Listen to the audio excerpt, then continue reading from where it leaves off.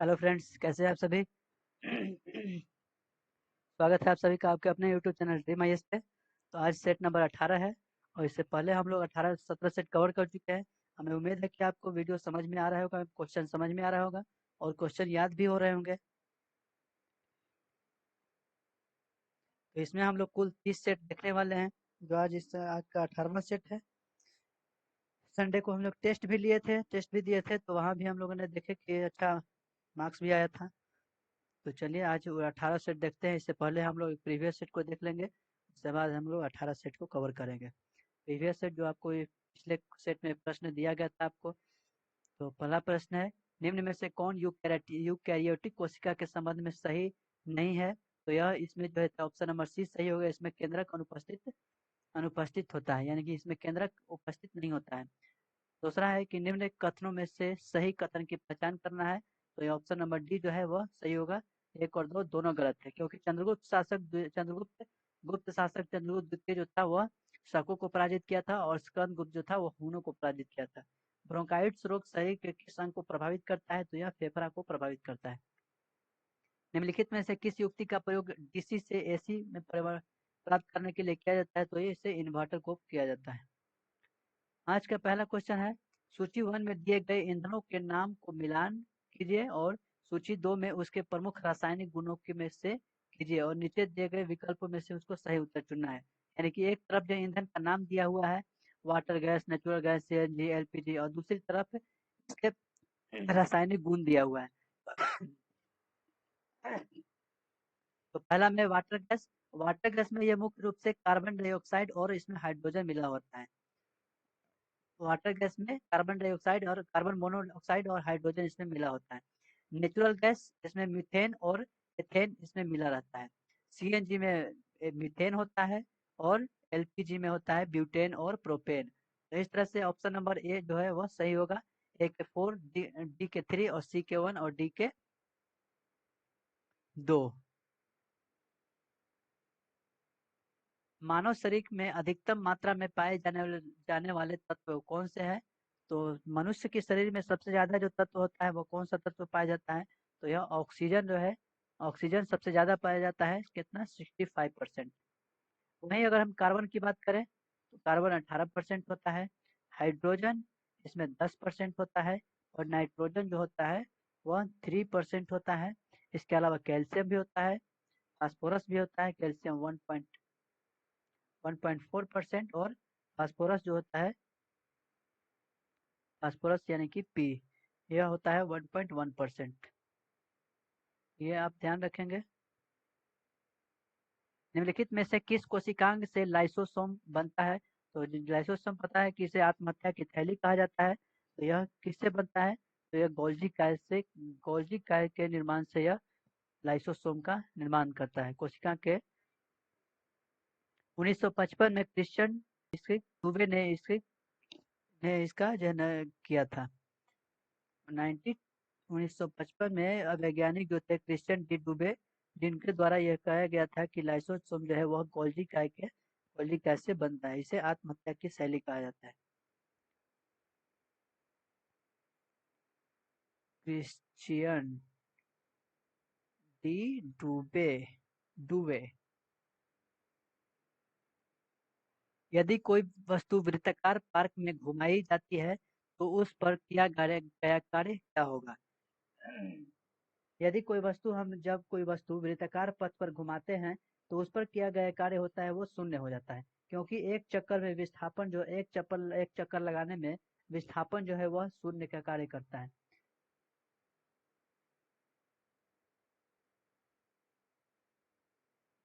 जब लघु पथ की दशा घटित होती है तो परिपथ में धारा किस प्रकार प्रवाहित होगी। परिपथ में धारा जो है किस प्रकार प्रवाहित होगी। तो लघु परिपथ में जो होता है, लघु पथ में परिपथ की धारा जो होता है वो बढ़ जाता है।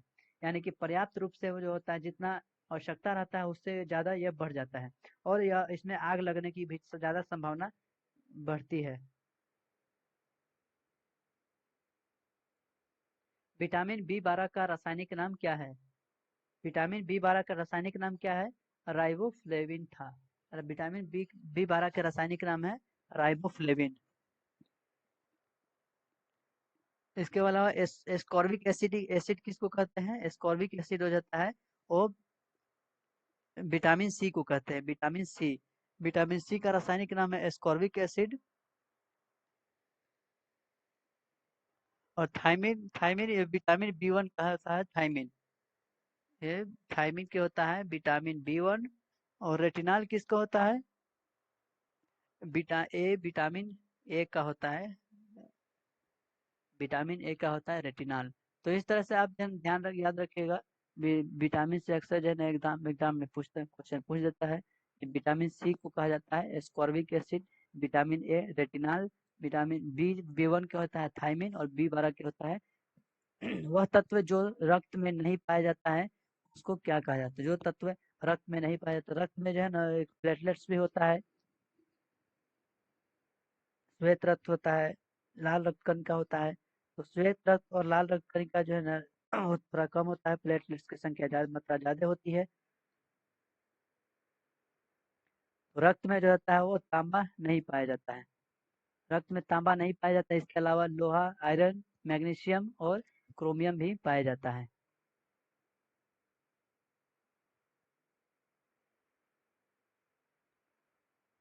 निम्नलिखित में से कौन सा एक पंचशील का सिद्धांत नहीं था? तो पंचशील सिद्धांत न क्या था, तो इस पहले ये हम लोग समझते हैं कि पंचशील सिद्धांत आखिर किसको कहते हैं। तो 29 अप्रैल को 1954 1954 को एक समझौता हुआ था, जिसे पंचशील समझौता कहते हैं।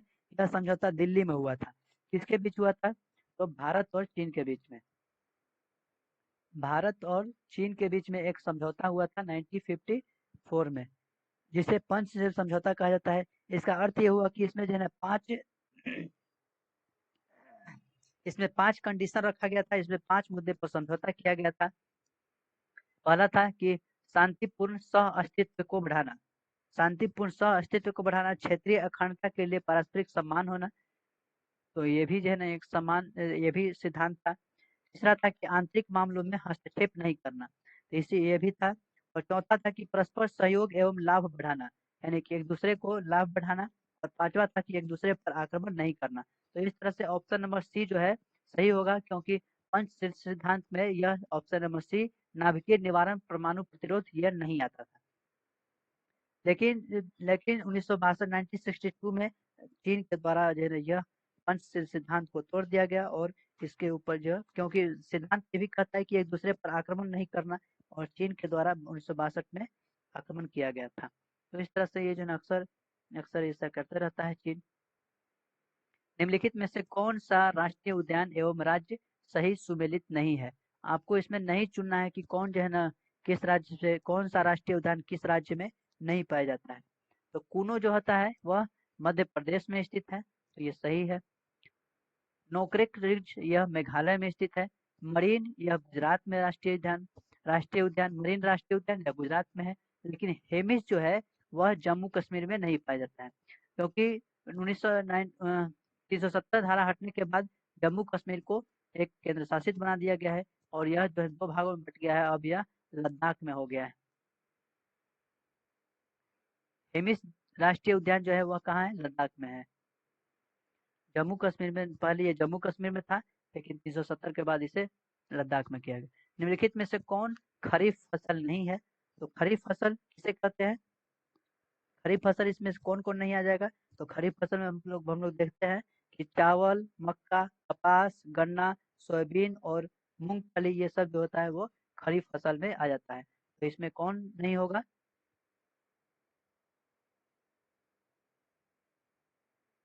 सरसों इसमें जो होगा वो खरीफ फसल में नहीं आएगा। बाकी सब जो होता है वो ये सब खरीफ फसल में आ जाता है। वहीं जब हम रबी फसल की बात करें तो रबी फसल में कौन कौन आ जाएगा? पहला तो हो गया सरसों, गेहूं, जौ, चना, आलू इत्यादि। इस तरह से कुछ कुछ जो फसलें हैं जिसे रबी फसल में हम लोग देखते हैं। निम्न में से किसके राज दरबार में मेगास्थनीज ने एक राजदूत के रूप में सेवा की थी? तो सेलुकस निकेटर का जो है सेनापति था, जो मेगास्थनीज, जो चंद्रगुप्त चंद्रगुप्त मौर्य के दरबार में आया था। चंद्रगुप्त मौर्य के दरबार में आया था, यहाँ की इसके जो है काल को देखा, इसके प्रशासन को देखा और यह एक इंडिका नामक पुस्तक की लिखा था। इंडिका नामक पुस्तक भी लिखा था। किताब उल यामिनी किसकी रचना है? तो किताब उल यामिनी जो है यह उत्वी के द्वारा लिखा गया था। ऑप्शन नंबर सी, किताब उल यामिनी एक उत्वी के द्वारा लिखा गया था। इसमें कुछ खास और कुछ बताने लायक नहीं है। पॉलीगारो का विद्रोह कहाँ पे हुआ था? पॉलीगारो, पहले तो ये पॉलीगारो ये हुआ कहाँ था? तो यह तमिलनाडु में हुआ था। किस लिए हुआ था पॉलीगारो विद्रोह? यह एक किसान आंदोलन था। तमिलनाडु में नई भूमि कर व्यवस्था को लागू किया गया था, जिसके तहत किसानों को जो है किसानों के ऊपर और अत्याचार किया जा रहा था। वही इसी चीज को देखते हुए किसान जो आंदोलन किया गया था, जिसे पॉलीगारो विद्रोह कहते हैं, जो नई भूमि कर व्यवस्था से जुड़ा हुआ था। भूमि कर व्यवस्था, ये पॉलीगारो आंदोलन जो है यह किसान अभिन्न आंदोलन है। किसान आंदोलन तमिलनाडु में ये हुआ था, दक्षिण भारत में। कांग्रेस के किस अधिवेशन में पहली बार राष्ट्रगान गाया गया था और उसके अध्यक्ष थे? उसके अध्यक्ष कौन थे? तो कांग्रेस के किस अधिवेशन में पहली बार 1911 में गाया गया था?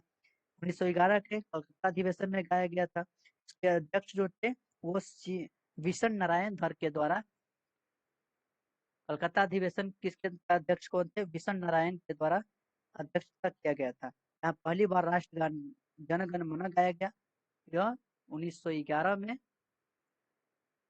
1911 कलकत्ता कलकत्ता अधिवेशन, कांग्रेस के अधिवेशन में। लिखा कौन था ये? लिखा किसके द्वारा किया गया? लिखा किसके द्वारा लिखा गया था?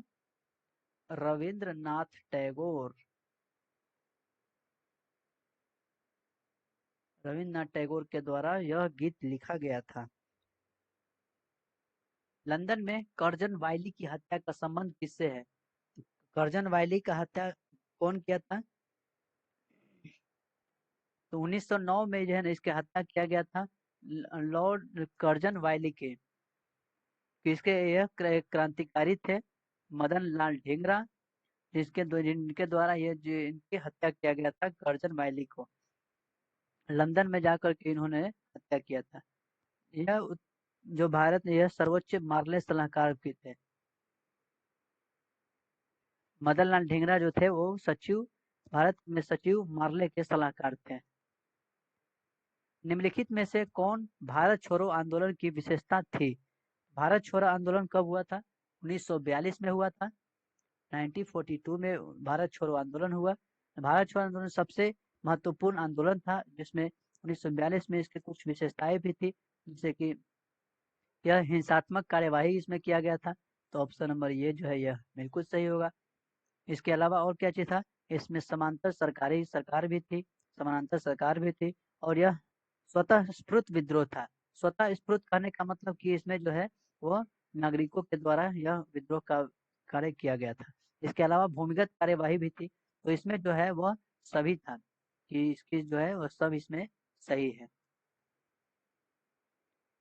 ऑप्शन नंबर डी इसमें सब सही है, क्योंकि भारत छोड़ो आंदोलन की विशेषता जो है हिंसात्मक कार्यवाही भी था, क्योंकि तो इससे पहले जो है इस 1942 में 8 अगस्त को 1942 को प्रस्ताव आया था।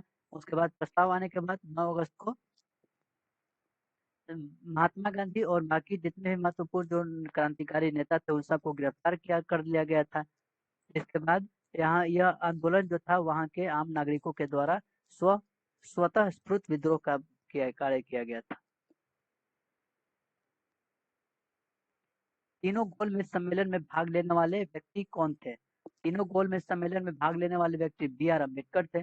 गोलमेज सम्मेलन से गोलमेज सम्मेलन की चर्चा इससे पहले भी हम लोग वीडियो में कर चुके हैं। इसके अलावा और कौन थे? तो तेज बहादुर सप्रू थे, B.R. अम्बेडकर और तेज बहादुर सप्रू, ये दोनों जो थे तेज बहादुर सप्रू और B.R. अम्बेडकर, जिन्होंने तीनों गोलमेज सम्मेलन में भाग लिए थे। वहीं महात्मा गांधी के द्वारा द्वितीय गोलमेज सम्मेलन में भाग लिया गया था। चतुर्थ बौद्ध संगीति किसके शासनकाल में प्रथम शताब्दी में कश्मीर के कुंडल वन में आयोजित की गई थी? इसकी अध्यक्षता किसने की थी? तो इससे पहले भी हम लोग बौद्ध संगीति के बारे में चर्चा कर चुके हैं। चौथा बौद्ध संगीति जो है जिसकी अध्यक्षता वसुमित्र के द्वारा किया गया था अशोक के कार्यकाल में।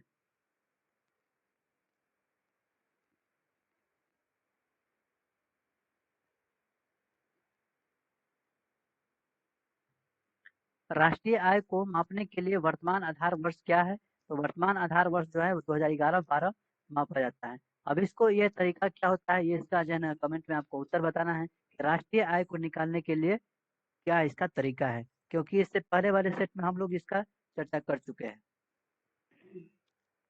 आपको इसका उत्तर बताना है कि इसको निकालने की विधि क्या है। गरीबी उन्मूलन का नारा किस पंचवर्षीय योजना में दिया गया था? गरीबी उन्मूलन का नारा कौन सी पंचवर्षीय योजना में दिया गया था?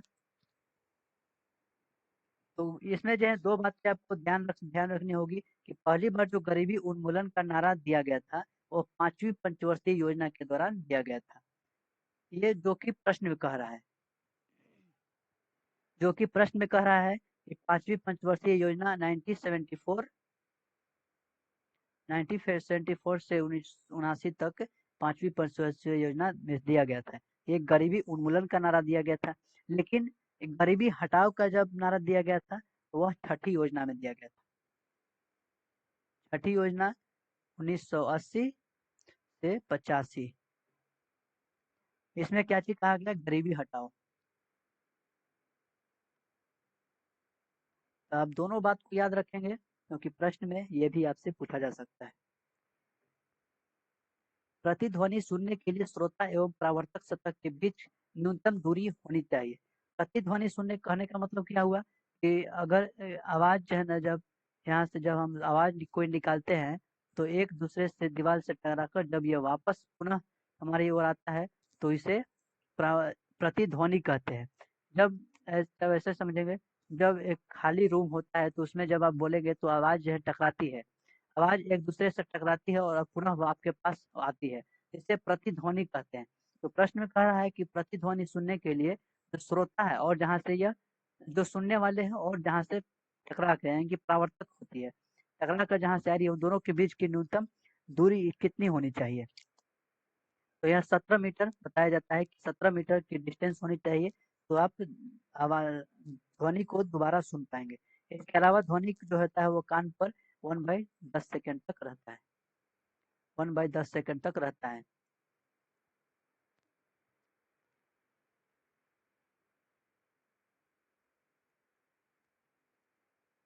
निम्नलिखित में से वेबर किसकी इकाई है? वेबर का इकाई क्या होता है? चुंबकीय प्रवाह का इकाई होता है वेबर। चुंबकीय प्रवाह का इकाई होता है वेबर। इसके अलावा चुंबकीय क्षेत्र का क्या चीज होता है? तो गॉस। चुंबकीय क्षेत्र की तीव्रता होती है टेस्ला। ये सब एक इकाई है, यूनिट है। अब इसमें आप सोच रहे होंगे कि हम विद्युत प्रवाह के बारे में नहीं बताएं। इसका जो है ना आपको कमेंट में बताना है कि इसका आंसर क्या होगा। विद्युत प्रवाह की इकाई क्या होती है?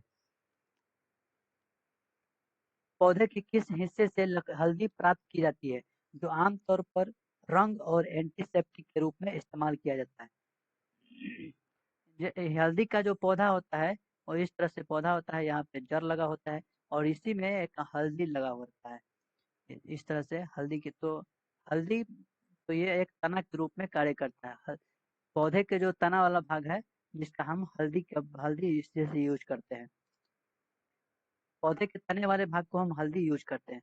इस तरह से जो है ना इधर पत्ती निकला हुआ रहता है।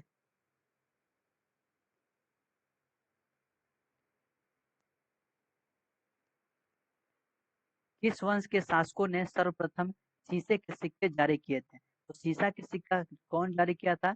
तो यह आंध्र सातवाहन के नाम से जाना जाता है। आंध्र सातवाहन कहने का मतलब हुआ कि जब सातवाहन काल आया था तो इसकी राजधानी आंध्र प्रदेश में हुआ करती थी, तो इसे जिसे आंध्र सातवाहन कहा जाता था। बाद में ये महाराष्ट्र के क्षेत्र में अपनी राजधानी लेकर चला गया था। सातवाहन वंश के द्वारा यह एक मातृ सत्तात्मक सातवाहन वंश एक मातृ सत्तात्मक थी। जिसने जिसने सिक्के जारी किए। इसके अलावा ये और भी सिक्के जारी किए थे, जिसमें से चांदी, सबसे पहले इन्होंने सिक्का शीशे का सिक्का जारी किया। फिर उसके बाद तांबा भी सिक्के जारी किए, प्रोटीन का भी सिक्के जारी किए थे।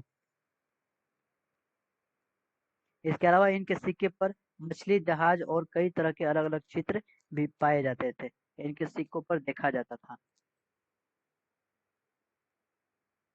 उलान बटोर निम्न में से किस देश की राजधानी है? उलान बटोर की राजधानी यह मंगोलिया की राजधानी है। मंगोलिया की राजधानी है उलान बटोर, जो कि एशिया महादेश में पड़ता है। उलान बटोर उलान बटोर को दूसरा दूसरा बड़ा स्थल रुद्रदेश कहा जाता है। पहला जो होता है वो कजाकिस्तान होता है, दूसरा उलान बटोर आता है। यहाँ लगभग 33% जनसंख्या मंगोलिया के उलान बटोर में निवास करती है। लगभग 33% जनसंख्या निवास करती है। कहाँ? उलान बटोर में।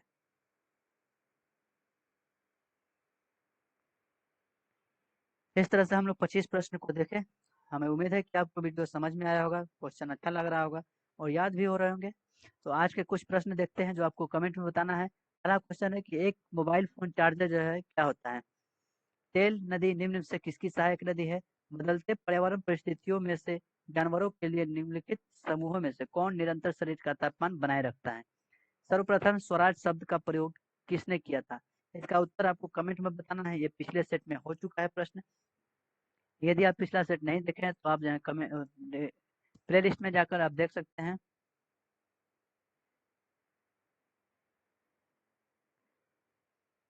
इसके अलावा वीडियो कैसा लगा आप जो है कमेंट में बताइए, और यदि कोई कमी रह गया तो आप जरूर बताइए, तो कि उसको भी दूर किया जाएगा। जो भी आपके प्रश्न है, आपको डाउट है किसी प्रश्न में ऊपर, तो पुनः उसका जो है पुनः उसको जो है समझाएंगे, पुनः उसको विश्लेषण करेंगे। वीडियो अच्छा लगे तो लाइक और शेयर जरूर कर दीजिएगा। इसके अलावा बड़ों का आदर करिए, छोटे को प्यार करिए और अपना व्यक्तित्व इस तरह से बनाएं ताकि महिलाएं आपके साथ सुरक्षित महसूस करें। मिलेंगे हम लोग नेक्स्ट वीडियो में, तब तक के लिए जय हिंद।